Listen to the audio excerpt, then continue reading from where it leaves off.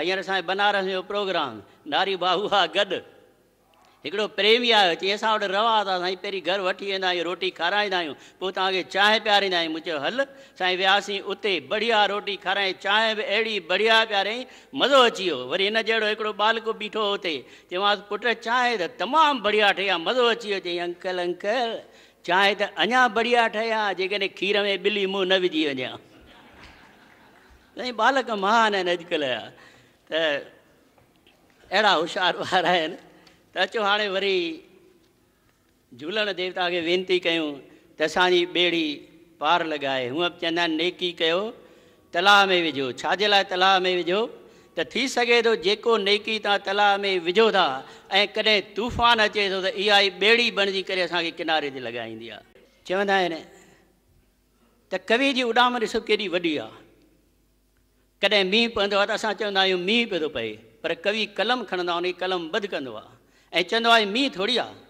सावण प्यार कयो बादल सां बादल खे पिण तात आहे यार ॿई रोअनि था हिक ॿिए लाइ पर माण्हुनि लाइ बरसाति आहे। माण्हू चवंदा बरसाति आहे पर बरसाति थोरी आहे। हू त रोअनि था हिक ॿिए लाइ ऐं प्यार त वॾी ॻाल्हि आहे।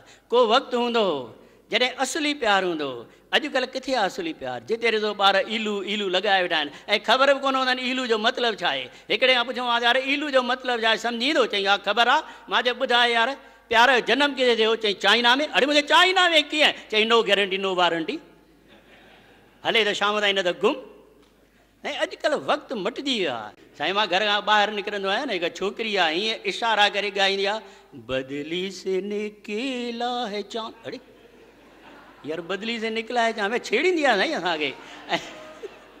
ऐं हूअं बि असां क़िस्मत वारा आहियूं साईं। हिकिड़े ॾींहुं छा थियो मख अची वेठी मथे ते ॿी मख वई मथां भूं भूं करेसि ॿी पई पुछे पहिरीं खां। चई अधी जॻहि त ॾाढी सुठी ॻोल्ही अथई। उहा जेका वेठी उहा चए पई भेण जॻहि किथे अञा त रुगो प्लाट ॾिठो आहे।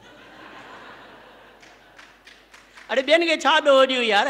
असांजी घर वारी ॾिसो साईं हींअर जन्माष्टमी आई हिकदमि 8 बजे चई अचो रोटी खाऊं। अड़े मां रोटी कीअं खाईंदी 8 बजे 12 बजे निकिरंदो चंड उन खां पोइ अर्घु ॾींदी पोइ त रोटी खाईंदासीं। चई हींअर ई थी अर्घु ॾियां किथे ॾींदे। चई आहे न चंड।